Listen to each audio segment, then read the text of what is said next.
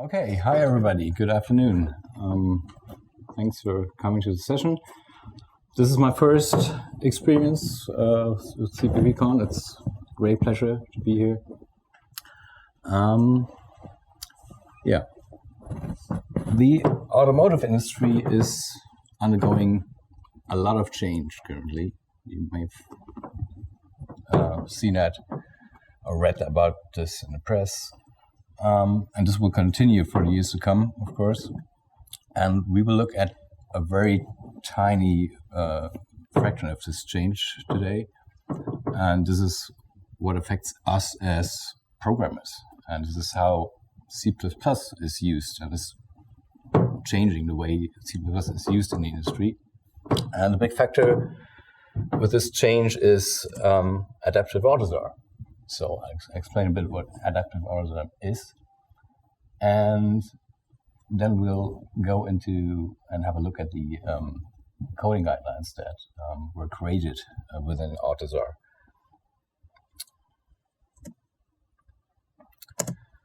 Now, this is a car, seen through the eyes of my daughter and through her drawing pencils. And this is what most people in the world probably think of a car. It's got wheels, it's got body, windows, a light in the front, exhaust fumes in the back. That's all you need. Some people know, few people maybe, but still many people know that if you go inside and sit at the driver's seat, and you have dashboard instruments, you may have a media system, you may have a map display, navigation. So there is some computing going on, there's software, but even fewer people understand that really if you look under the hoods into the car, there's a lot of computing going on. There are these many little control units which control the airbag or control the climate, the brakes, and so on. And this is the realm of AUTOSAR. AUTOSAR is a specification for the basic software in these control units. It's like a platform. And a characteristic thing of these control units is they're small, relatively small. They're often single purpose. They are configured at compile time. You set it up all at compile time. For example, there's never any dynamic memory allocation. You all set up then at compile time, and then it runs. And it's all written in C. So the classic AUTOSAR specification is all in C. Now, where there's a standard, there's an organization behind it, and that's the AUTOSAR Consortium. And this consists of more than 200 partners from all over the industry. Of course, major car manufacturers, hardware suppliers, a lot of software companies, semiconductors, and so on. And I have to mention this once. I work for this green logo in the middle, EB, Elektrobit. This is a software supplier, and among many other things, we have we deliver an implementation of the AUTOSAR stack and the tooling for that. Now, what you've seen in the previous picture is not what we need in future cars or in some of the cars which are already on the road today. Such cars have a need for central, high-performing computing clusters, one or many of them. And these computing clusters, of course, they interact with all the other stuff in the car, with a lot of sensors, they interact with the cloud, and they enable us to implement things just as automatic driving. And there's also such functionality as update over the air. So it's a highly dynamic system, totally different than the classic AUTOSAR stuff. And that's what the new specification, Adaptive AUTOSAR, targets.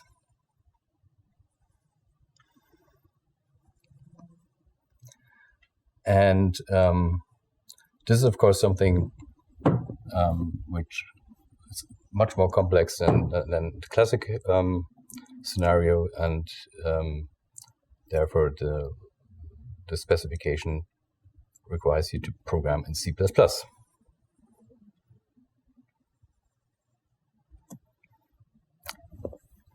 Now, there's more on that on this website. You can find more about AUTOSAR and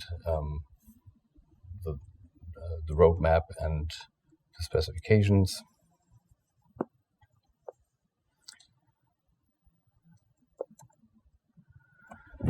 So why do we use C++?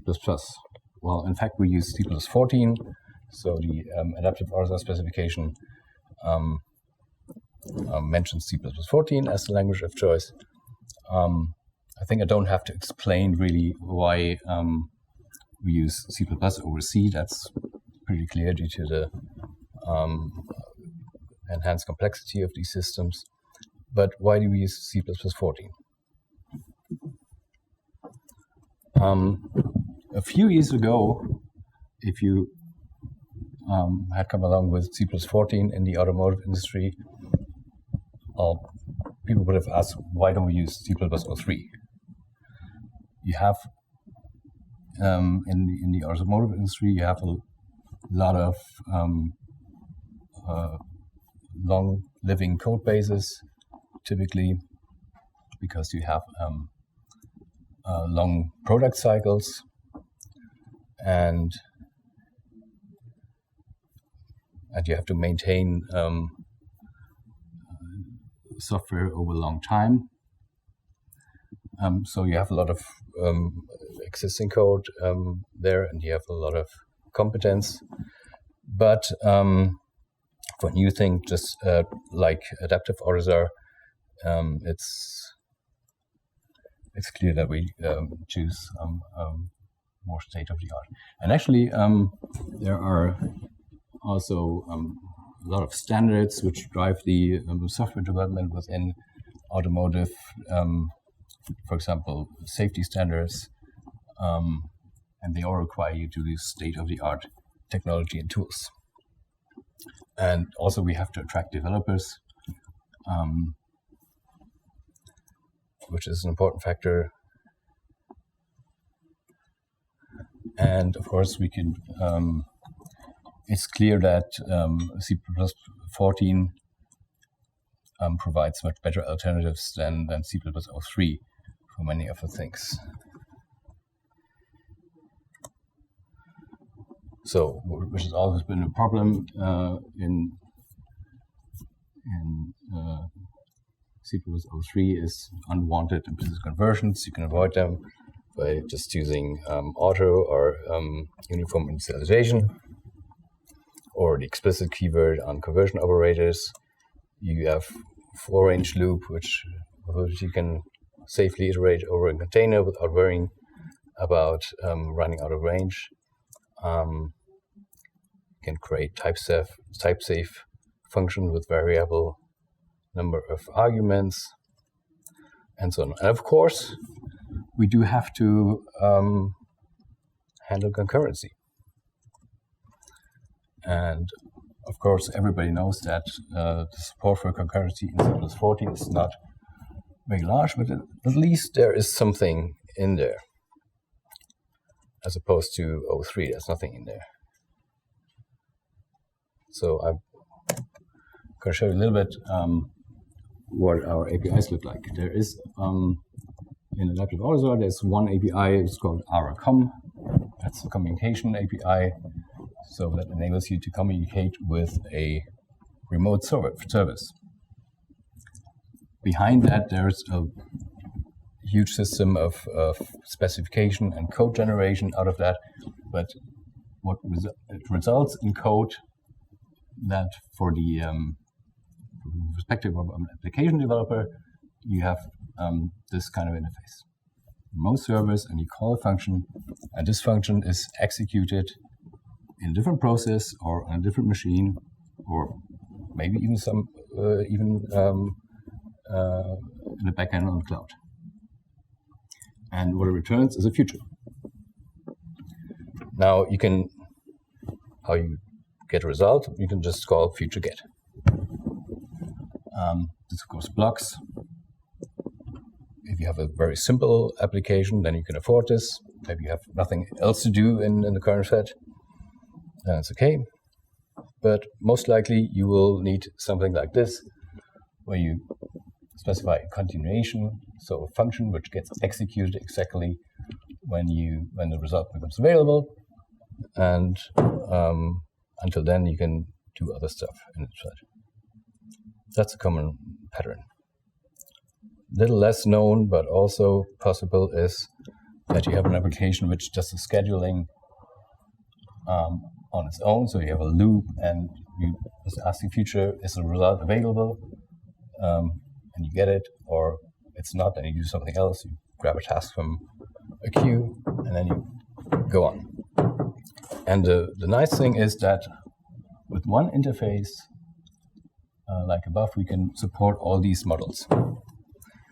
Unfortunately, only the first one is supported in C++14, and all the others are not even supported in 17. So in Adaptive AUTOSAR, we roll our own feature. Unfortunately, but we just do it. So why don't we use 17? 17 certainly provides a lot of interesting features, but it's for the automotive industry, it's just too new at this point of time. There are compilers, that's not the problem, but static analysis tools are not ready. The teaching is not ready. And sometimes you need special compilers. You need compilers which are validated to conform to some safety standards. And such compilers are hard to find and expensive, and they're even hard to find for 11 or 14. So 17 is right now out of question, but we hope that we keep up, of course. So, guidelines. Why do we need guidelines, or specifically guidelines in AUTOSAR? Why did AUTOSAR create them? Why don't we just take them from other sources? And how do we do it? Then I will go into just a bit into some of the topics which are typically controversial within the embedded or automotive industry. See how I handle them. Okay. So, why do we need guidelines? Just start an experiment. Start a software project without them. And the first people who ask you where are the guidelines are the developers.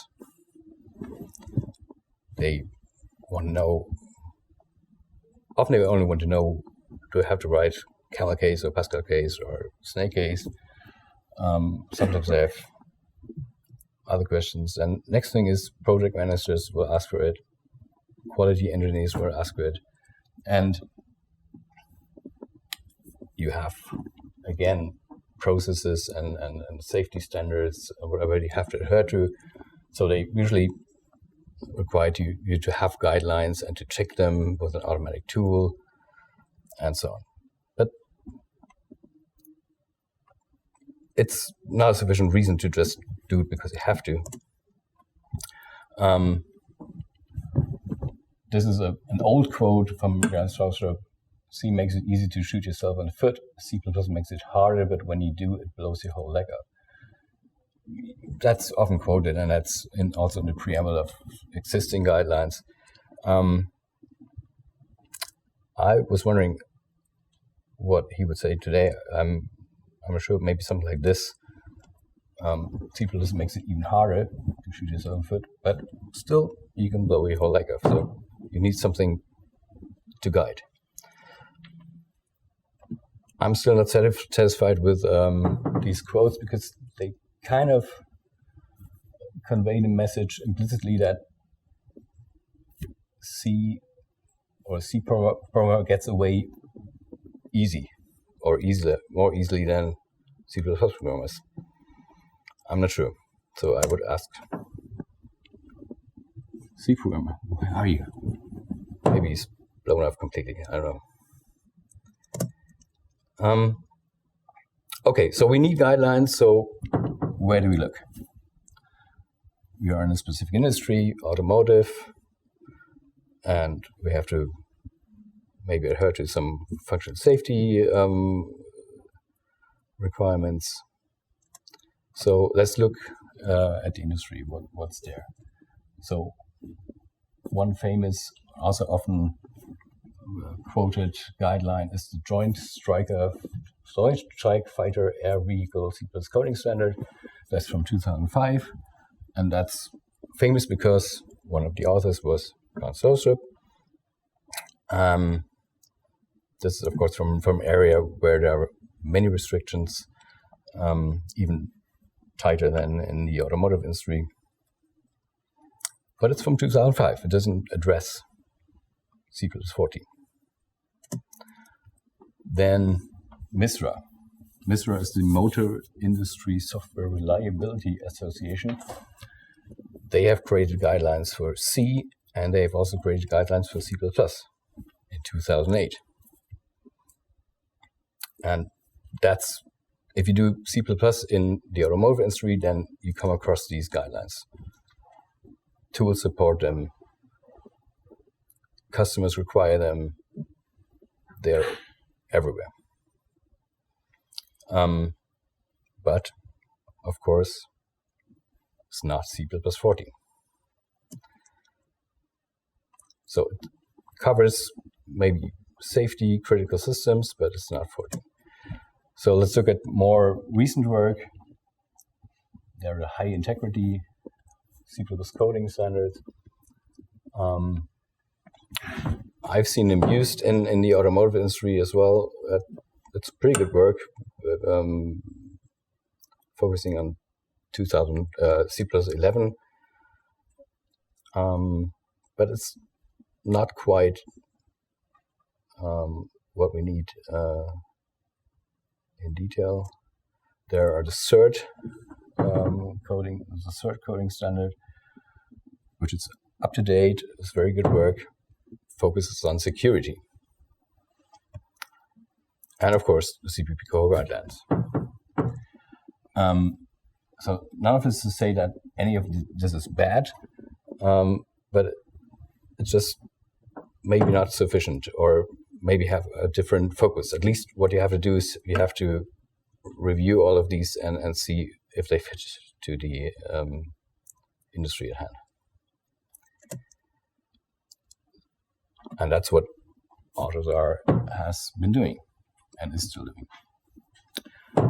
So AUTOSAR invested in doing this research and setting up guidelines because there was nothing there.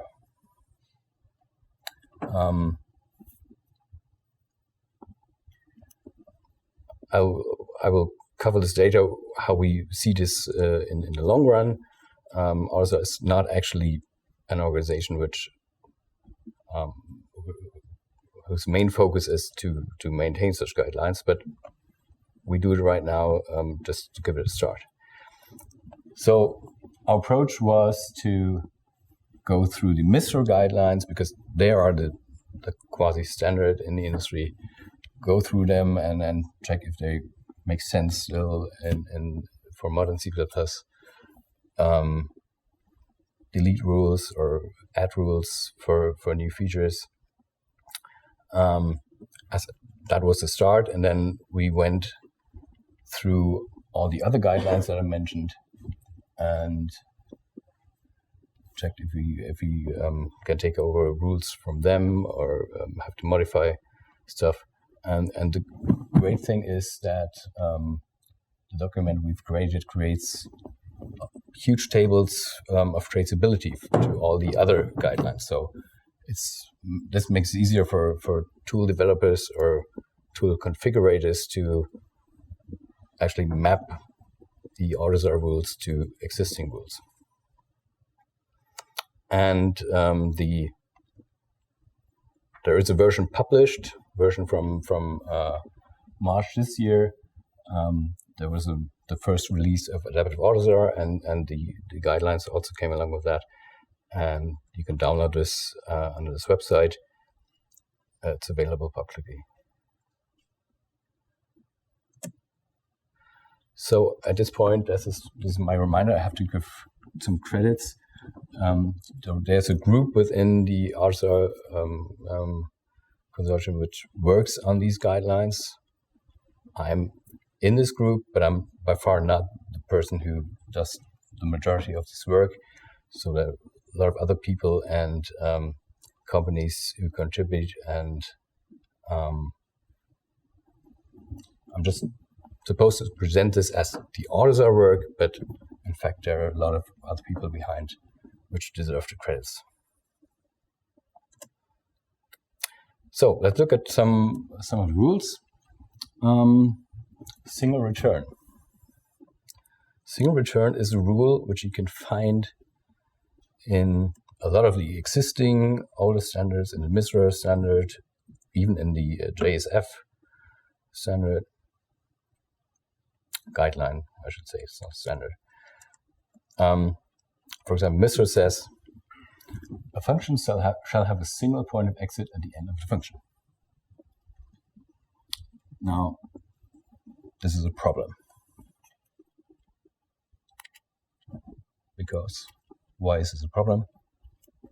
It just doesn't work.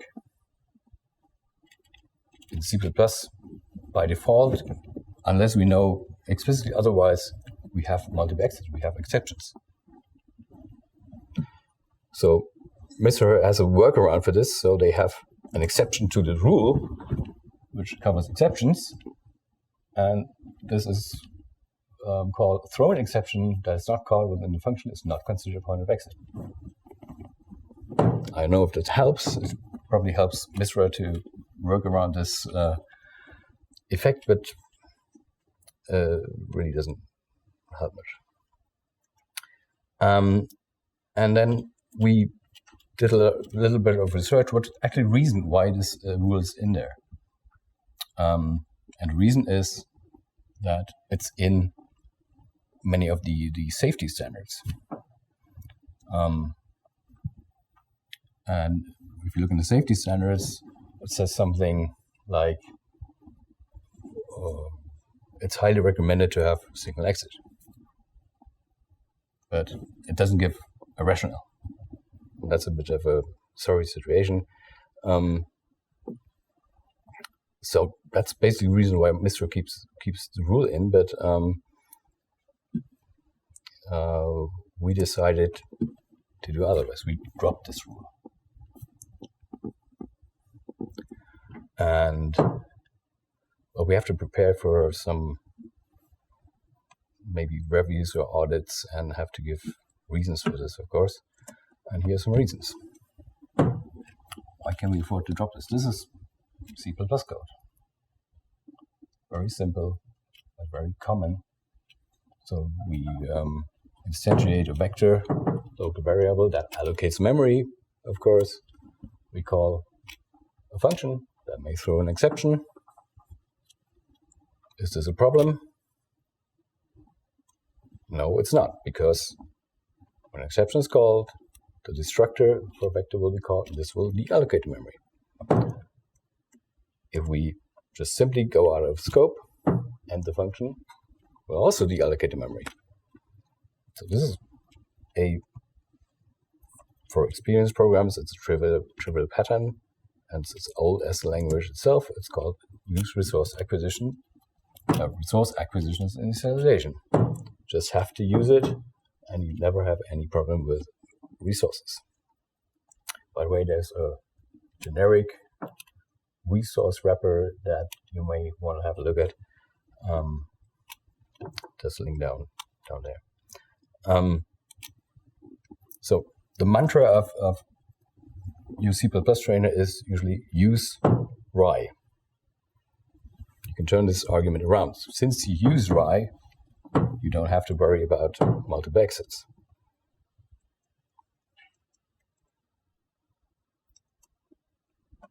But you can see where this rule comes from. It comes from C, of course, where you don't have this function. There's another reason. Code which has a single return often looks like this. So you have this, what's called the arrowhead anti-pattern. The code looks like an arrowhead, and the interesting part is somewhere in tip there. And sometimes you have bits repeated then on the way out. It's much simpler just to write it like this. And the second reason is code which has a single return or forces you to after a single return needs to introduce a temporary variable. And what's the problem here? Well, there is no problem here right now, but there could be a problem if we extend the code or modify it. We could forget to maybe we add another branch here, so we may access result without having initialized it. So potentially we have a problem here, which is bad enough, and this is called, with a fancy name, it's called a data flow anomaly, a UR anomaly. So you could access a variable which is undefined, and you reference it. So you fix it. Assign some value, but then you have the problem in a different place. Then you have in the first branch you assign a value and you never use the previous value, so you have to find it and unuse it. That's the DU anomaly. Or you define the same value it already has, so it's a double define. So all three of these are not wanted. And actually, if you look at the MISRA guidelines, they already require you to avoid these anomalies, and AUTOSAR guidelines require you to avoid them as well, but AUTOSAR can achieve it.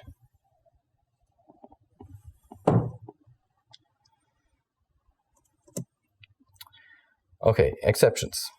Another topic which is traditionally very controversial in the embedded industry, dates back to old times when compilers generated large code or generated performance overhead. These times are long gone, but sort of the prejudice still sticks sometimes. What does MISRA say? MISRA C++ say about it? I say it could have advantages, could be a clear means of handling error conditions, but it's sort of piece of code that's difficult to understand. It's basically saying, well, we don't know how it works either. So they don't give any further guidance on how to use them correctly. Core guidelines say essentially there are a lot of language facilities and especially library facilities which just make use of it, of exceptions. So you cannot typically avoid having to deal with exceptions. Maybe in some restricted, very tiny subset, very special programs, you can, but in general, you cannot avoid it. So what we say is we don't force anybody to use exceptions in their own code, but you should be prepared to deal with exceptions that are thrown by other code. But if you use them, then you have to follow some rules, and like roughly 40 rules in the guidelines to handle exceptions correctly. And one of the major rules is don't use them for control flow. And another thing is, which is sort of a characteristic of the systems we're dealing with, we have this last-ditch catch-all thing. So in the main function and in every thread main function, we catch all exceptions. The reason for that is if you don't do it, then standard terminate will be called, which leads to exit of the program, which may or may not unwind the stack completely, which may or may not, typically won't, call the destructors of static objects. We want to make sure that this is a program always exits sanely. So every resources are deallocated. So even in a very fatal, unexpected error exception that you don't handle somewhere else, which creeps up to the main function, we guarantee a safe exit. Which is important because often the scenario is then that maybe your program shuts down, but it may be restarted by some other monitoring process, and it's important that you really start from scratch with all the resources deleted. Typical concerns that people have about exceptions: it sort of introduces or may introduce a hidden control flow. You have an additional exit point from functions. What can you say about the state of a program when an exception is thrown, and so on? Important points are also runtime performance. What can you say about worst case execution time? The hidden control flow we cover by this rule. We say a function shall not exit with an exception if it's able to complete its task. So that's another way of saying don't use it for control flow. So this example, there's a function which computes a CRC from a message, and it computes the result, it completes its task, so it should not throw an exception. Instead, it just should return a value. Which doesn't mean that this function should never throw an exception, but just when it completes a task, it should not throw an exception. It could still throw an exception. It actually does throw an exception. Can you see stat?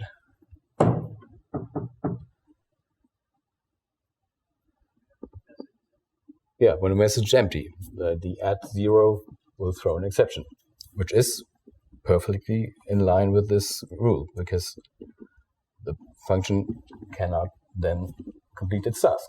Obviously, having a non-empty message is a precondition, and this is violated here.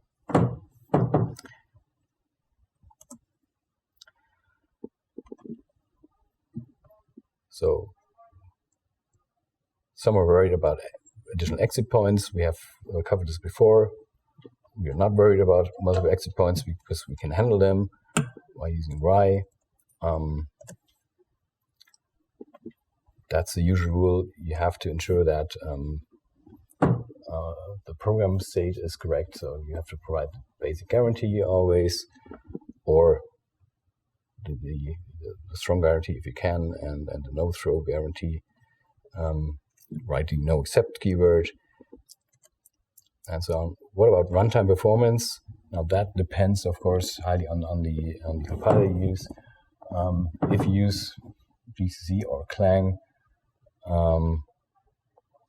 then you have a zero-cost exception handling implementation. That means you don't have, as long as the exception is not thrown, you don't have a runtime cost.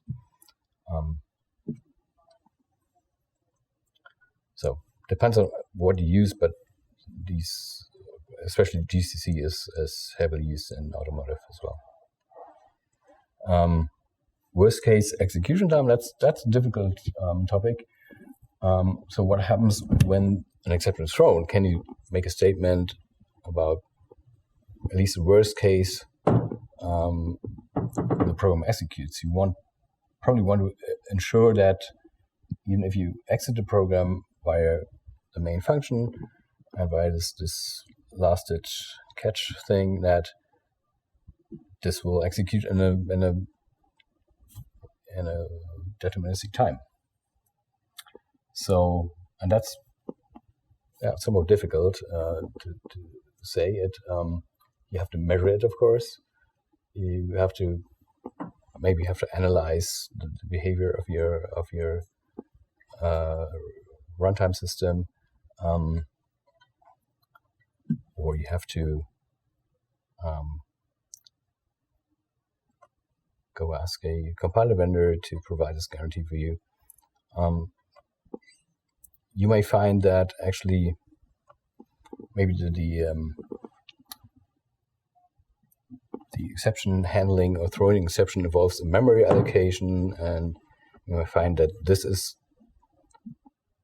not usually the factor which causes a lot of runtime normally, but it could cause an undeterministic behavior. So you may change the memory allocation strategy. So all kinds of things you can do. The guidelines would say you have to sort of analyze this and make a statement about this. Okay, this brings us to next topic, dynamic memory. This is also often sometimes controversially discussed, especially for people which come from the really hard embedded world where everything is static and pre-allocated. So, but you need dynamic memory. So often you have data, you know the size only at runtime, or you have data which is dependent from object lifetimes, especially when you share data between different threads. The promised future pattern requires you to share data on the heap. You want to employ something like type erasure. That typically requires dynamic memory stat function. It has, of course, small object optimization, but in general, it requires dynamic memory allocation. You use library features, some language features, like exceptions. You throw an exception that typically causes a memory allocation. Containers from the standard library. Of course, you can customize them by writing allocators. Stat function you cannot customize because that customization is deprecated. It's deprecated in C+17, but effectively this means it's already deprecated now. We cannot use this. So you can say like the same thing that we say about exceptions. Few programs can manage to avoid dynamic memory allocation, unless you have very specific problems. Typical issues: memory leaks, memory fragmentation, non-deterministic execution time, running out of memory. Memory leaks we handle easily with using write. Consequently, we forbid, and that's a rule in the guideline, actually, there should be no delete, and new and delete explicitly should always go via the standard containers or the smart pointers.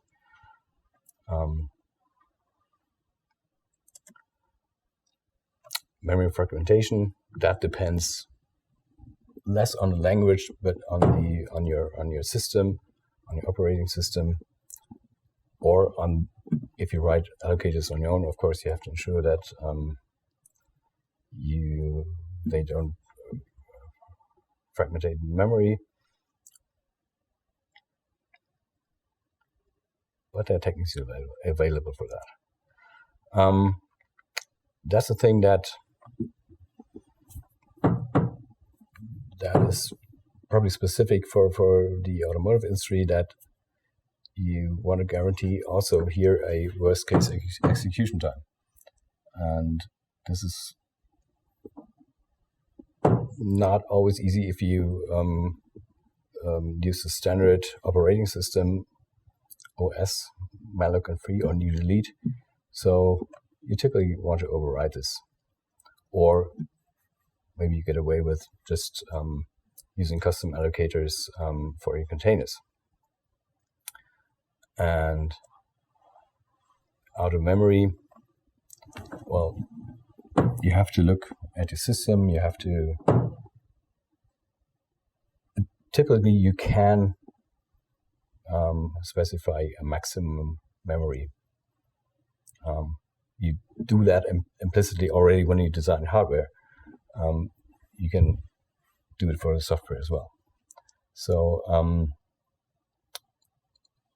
the typical thing is you use pre-allocated memory and allocate from there.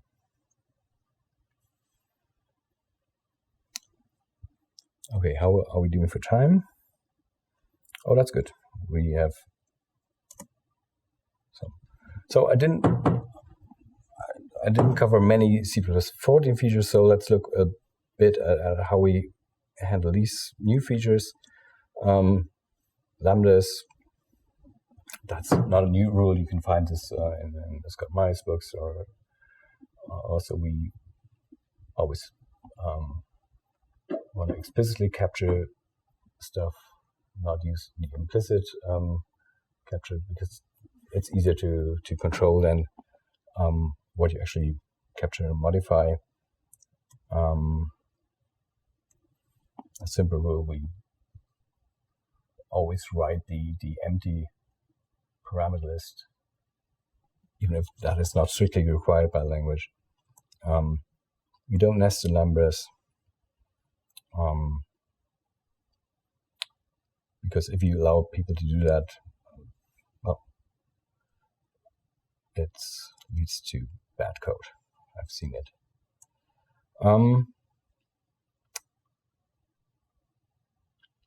Auto is another topic which is, there's a lot of prejudice or anxiety among people, especially when they come from C.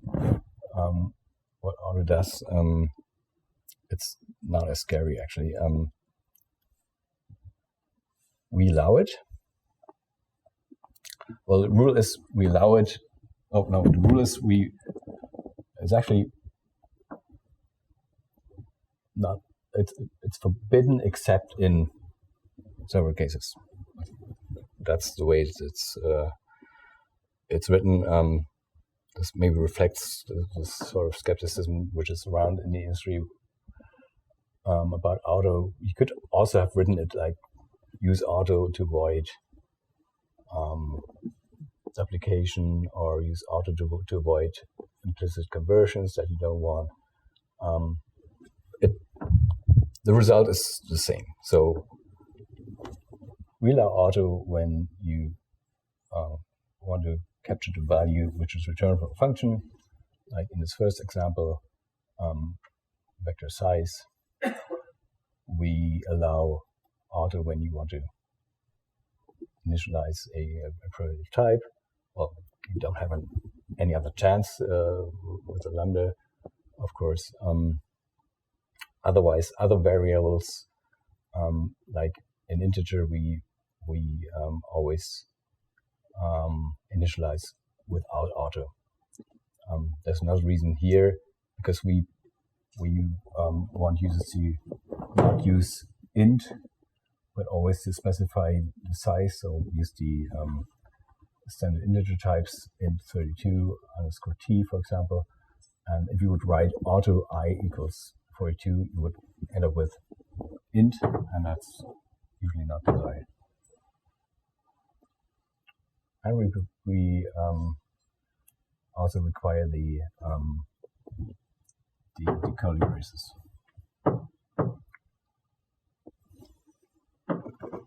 So there's some other cases where you actually can't do without auto. The parameters for generic lambdas or return type deduction. Is there also stuff we forbid? There was a lot of stuff that we actually allow, or in contrast to all the guidelines, it looks like we're very liberal, but there's also a lot of stuff we forbid. So we forbid atomics and threads and all these primitives from application code. We used to have them in special library code, of course, but we want to get away with them in typical high-level code. These rules are not ready yet, but this is the way they will go. We forbid explicit new delete. I've already mentioned that. Most of the casts, because they usually indicate bad design, dynamic casts also introduce some indeterminate, or could introduce undeterministic timing behavior. WCHAR and SCORT, that's platform defined, and a lot of the legacy C style variadic arguments, standard IO, something. That's the stuff we don't allow. Okay, so I was talking about change in the beginning, and this is a major change because Adaptive AUTOSAR is like the first major scale specification which brings modern C++ to the automotive world. There has been a lot of C++ already in other domains outside of AUTOSAR. There have been, of course, also projects running C++ 11 or 14, but this is a large-scale thing. So expect that in the future there will be more C++ and more modern C++ in your car. There will hopefully be more talks about modern C++ by people from the automotive industry. There are guidelines, which are the first ones which comprehensively handles C++ in combination with automotive specific requirements. The guidelines are still work in progress, they're incomplete and everything, but it's a start.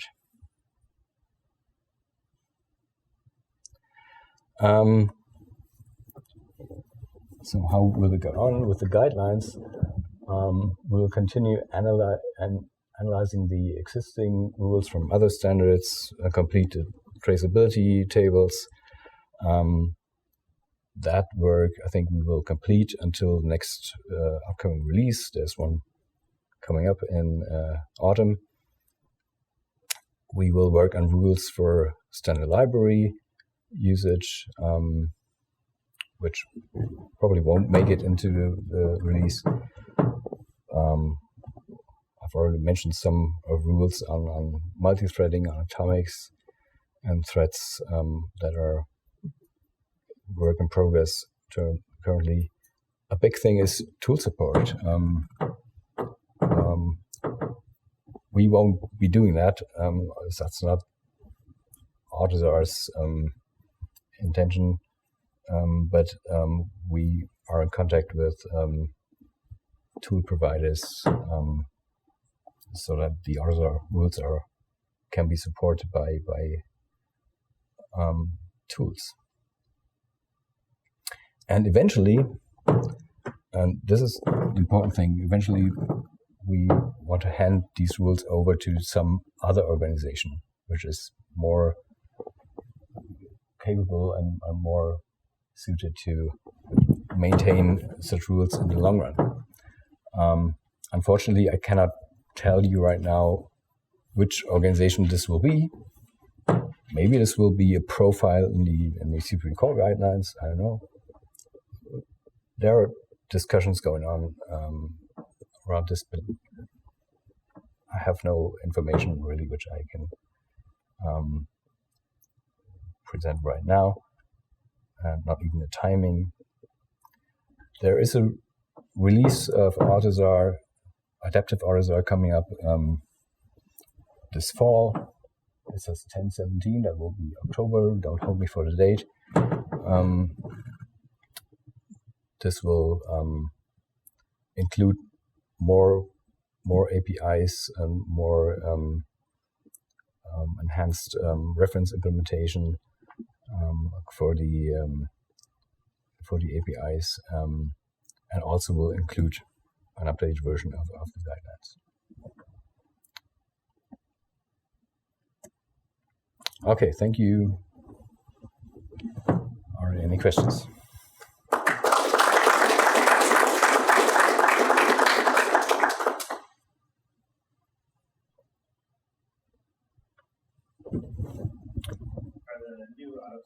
Adaptive AUTOSAR standards, is there intent to work with the new generation of self-driving cars, or is it mostly focusing on the complexity of the control systems that are already in vehicles? The question was if there's intent of the Adaptive AUTOSAR standards to work together with the self-driving cars. So the technology for self-driving cars is not something which will be developed within AUTOSAR. It will be developed probably by companies which are also in the AUTOSAR consortium, but it's not part of the AUTOSAR specification. But the AUTOSAR specification provides a platform. It's an enabling technology. So on top of that, you could run an application which enables self-driving. And there is work, or has just started work in the consortium to cover parallel computing. There will be some API for that, but their details are not fleshed out at the moment. The reason people usually prefer to use plain C format programming is that sometimes they say the closing brace is just a closing brace. Sorry, what? I didn't get the last part. The closing brace is just a closing brace. So basically, you don't have some hidden behavior like structures firing out and going out of scope, stuff like this. Right. In your presentation, the stuff I see is all good programming practice, basically, but doesn't answer the question of how this code would live in hard real-time environment, which cars are. So basically, on 600,000 RPM, a usual engine does like 50 Hz firing events, which is like a medium graphics engine, but it needs to do it with full redundancy and fast and listened by FTTs is crucial in some applications. So basically, how does this spec enforce hard real-time constraints, or does it even attempt to target this area? Just in a way, but it's also up to you, as if your task is to write an application which has hard real-time requirements, then you would use maybe the subset of C++ which enables you to do exactly this. And So probably misunderstanding is that what applications does it target? Is it engine control units directly controlling the engine, or is it some high-level stuff like power systems? It's more the high-level stuff. The classic world with the smaller control units and with a hard real-time requirement, that will still remain. So we will have both worlds for a while.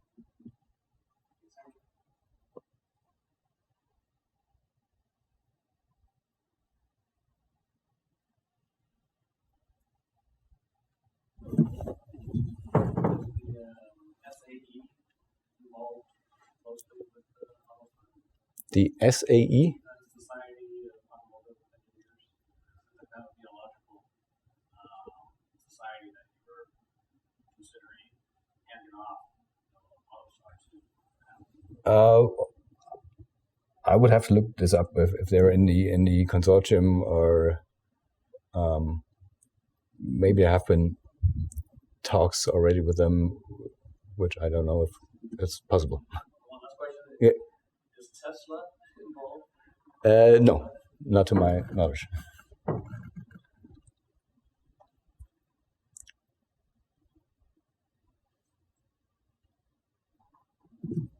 So, thank you very much again. Goodbye.